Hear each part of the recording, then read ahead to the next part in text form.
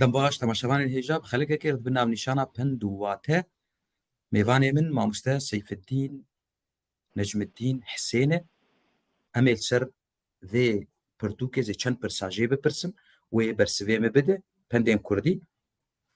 Mamoste tu bi xêrê hatî dîsa? رحمتا خودê dêbarîta Xwedê xêrê bidêta Xwedê tewfîqat bidê inşallah teala. Mamoste Kurd dibêjin cilka xwe ji avê derdixe. Ev pendêmey Kurdî ser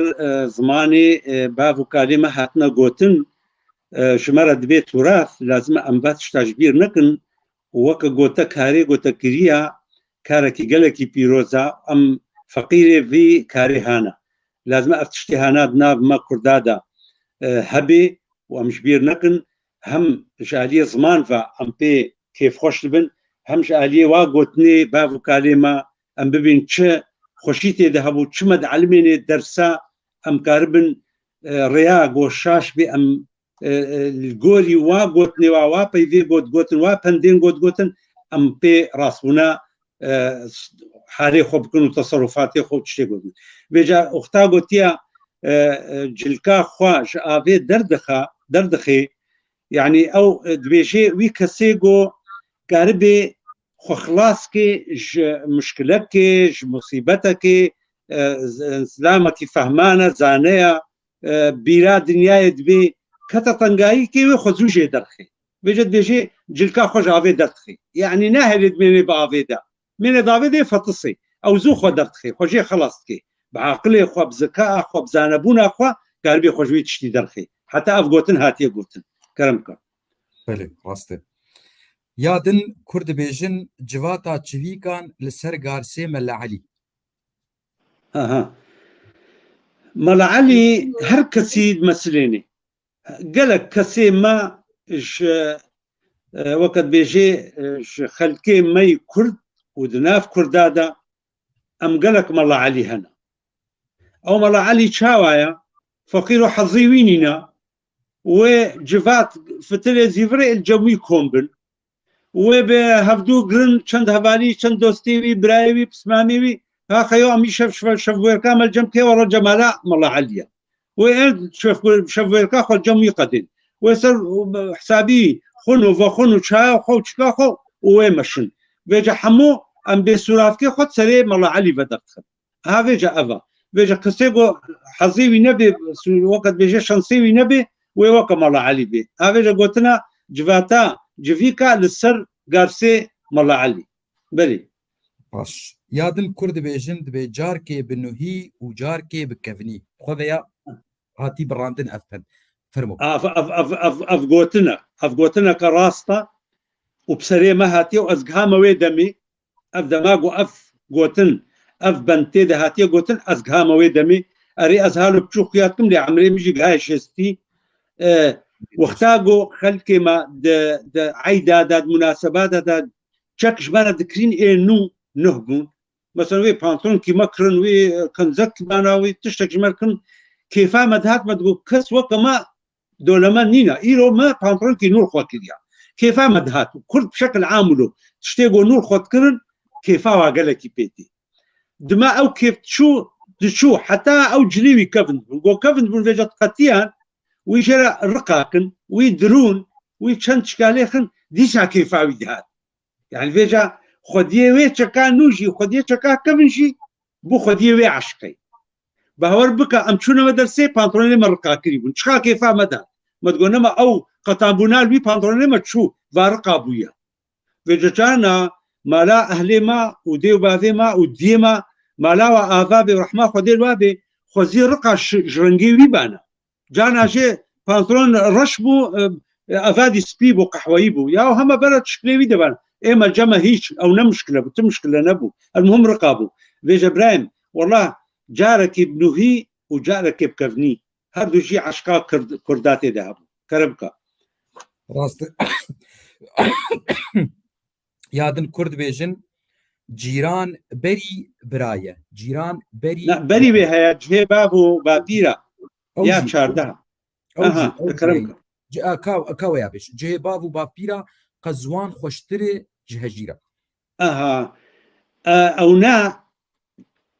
کەسێگۆ دلێوی سەر وڵاتێوی سەر جهێوی نابئێشێ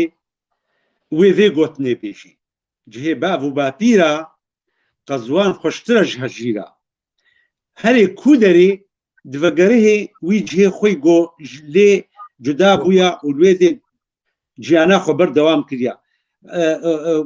beyteke şeirî erebî heya dibêje كمنزل في الأرض يألفه الفتى وحنينه أبدا لأول منزلي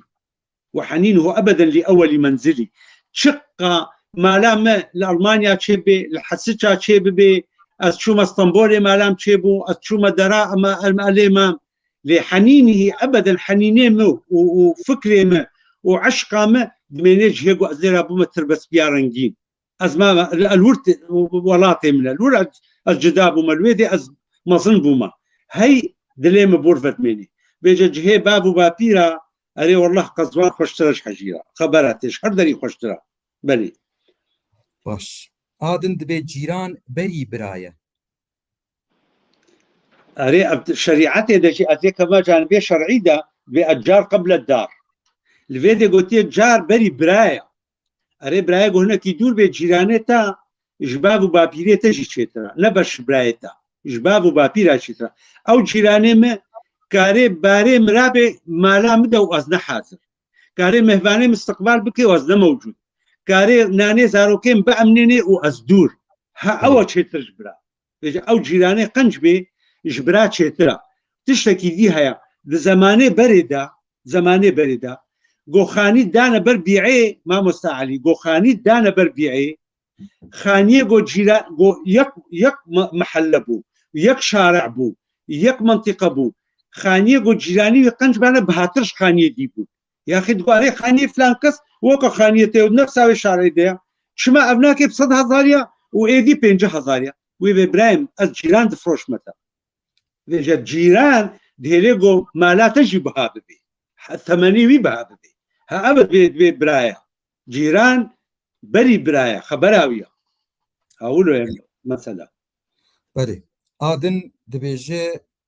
اف جی اما وکوی جیرانه چه جبرا پیشتره ها او جیرانه قنج جیرانه گو قنج بی و جیرانه گو تزانه بی گو جبراشتره چیتره بگلکیشی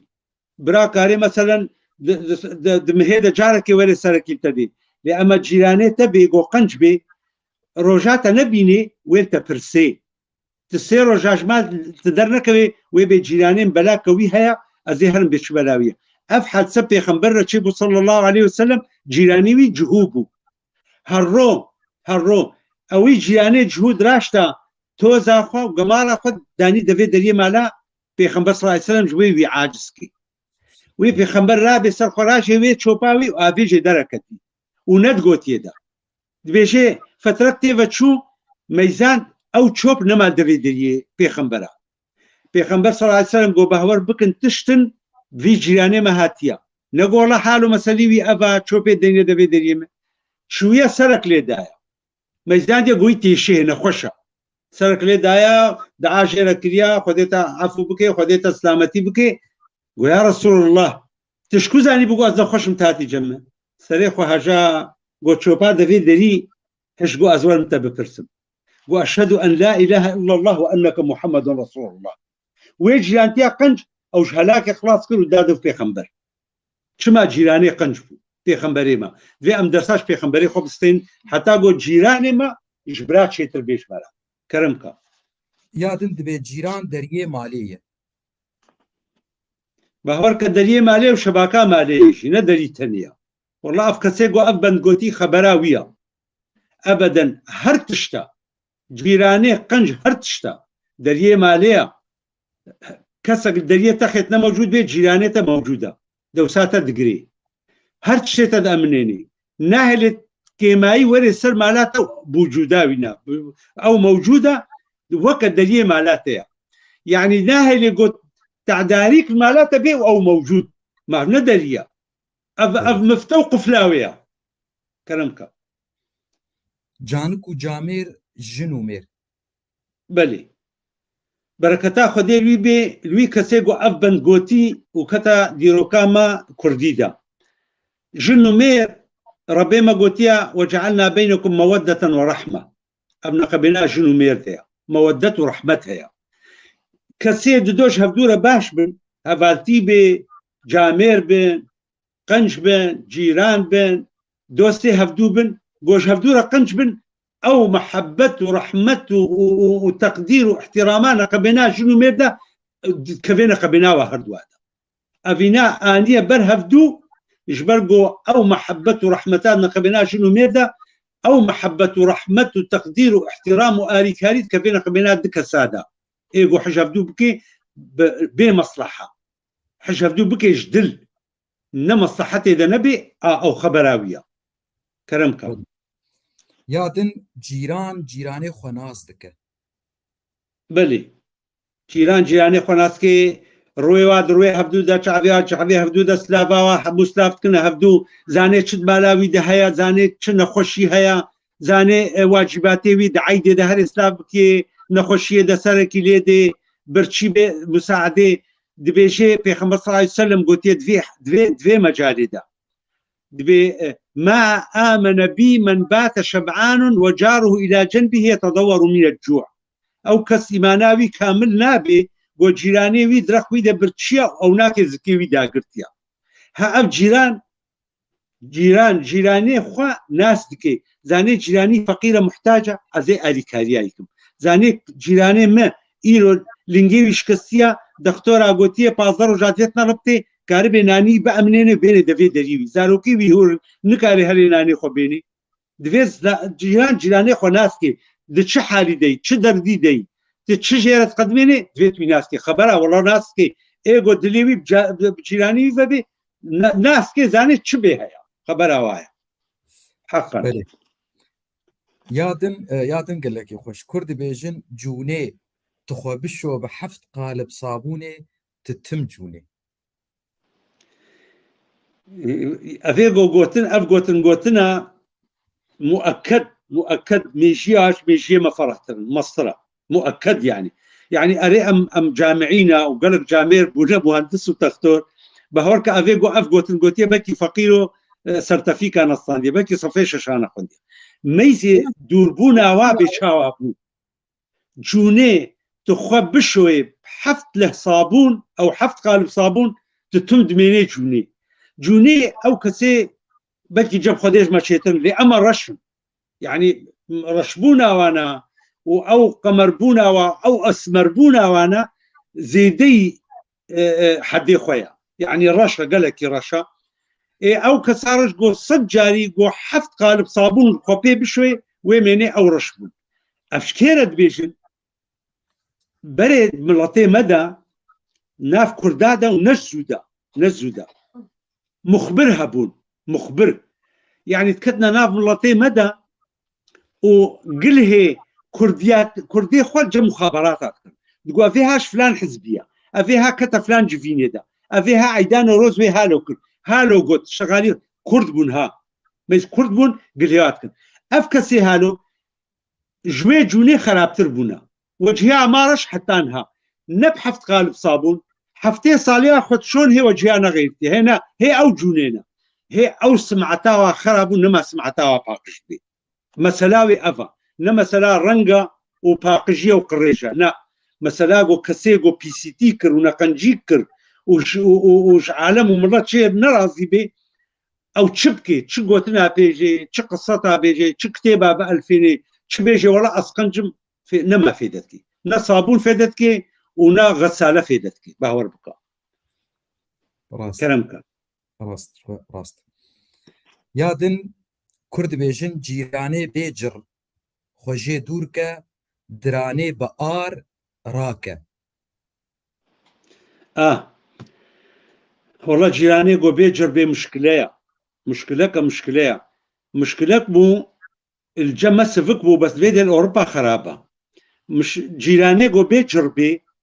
الفيدي سنئيشي جيكيلتين يا بي قريتك يا بيتش از ده العزاكي بوم قوتا تجي ده ما تشو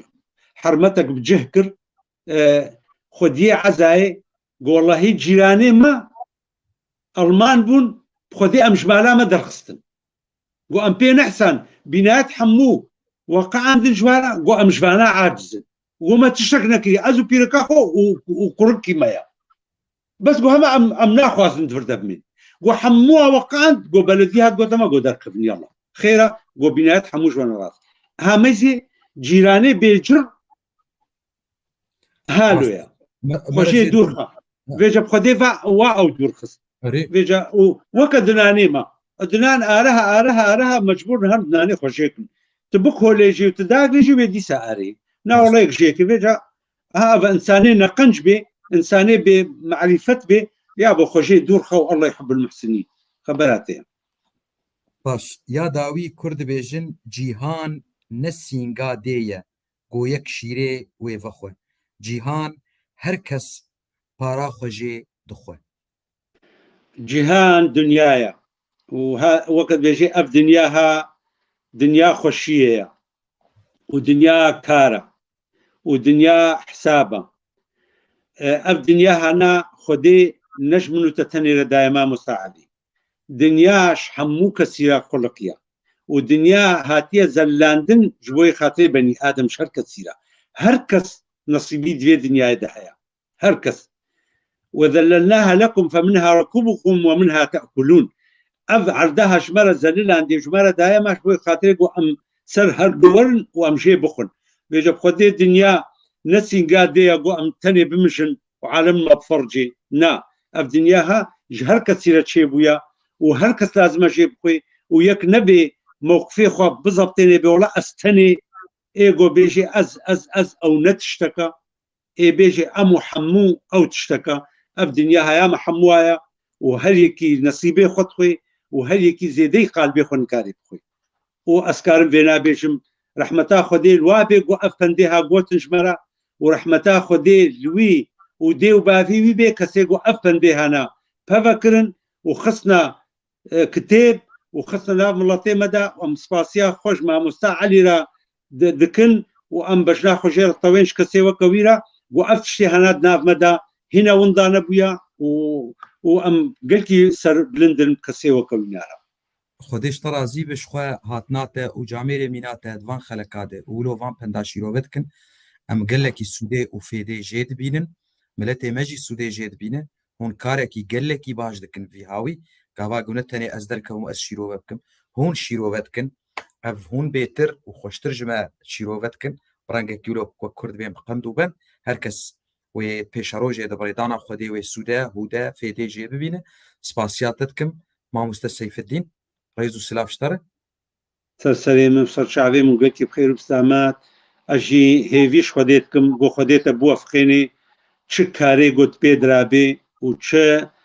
خلكا قلت تقدميني واز بيجم جارنا هيش خو ديانتي هبا بسر شريعتي دنوا ازي اشتق حرمها هيش خوا و ابناء وقت بيجي خديت توفيقات بدي ان شاء الله قاسيات كم تيما شعبيتش فيدي حتى بويدي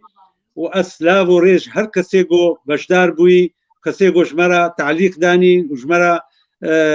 وقت بيجي كيفا وشمرا هات كيفا ما ولقاسي جوارتي وام بوانا وتجارات دستك شبكة ناخي وام حمو ملطي خد مسلين ام حمو قضية خد مسلين ام توازن ام مناسباتي هالو قو جاميري وكما مستعلي جمرا بويا نمونكا رياقا جي نمونكا قو ام هفدو بهفدو را بشتغل هفدو ناسكن وام تاريخا خوفقرن ام الولاتي خوفقرن والله والله والله اوربانا نواري مايا والله نجهي مايا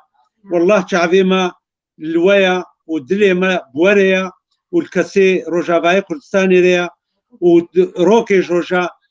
ام نمرن امير ولاتي خوفقرن وامير كردستانا خوفقرن وامير خلكي خو وقنجي جاميري وكوافقرن ساعتها وتبدا خوار وسباسياوتكم مالتا باش خو كالكيم جا باوي جامع يا دايكامه ملبو يرغوت مل محمدي بيري وباوي مجي كالكيم مجي حجيبو يرغو حج محمد از نويرم نبدورا ملاك نبدورا حجيا كبم ونبدورا شيخا كبم ريزو سلاف جوان حموار وتشكسي ولو باوري بقولا خو دغري سباس قال لك سباس ما مستسيف الدين واجتماع شبان رجي ونهرب منن دكيف وخوشيه ده شوا ما خوش چاواژمە خۆشتە چاواتێکی بخێری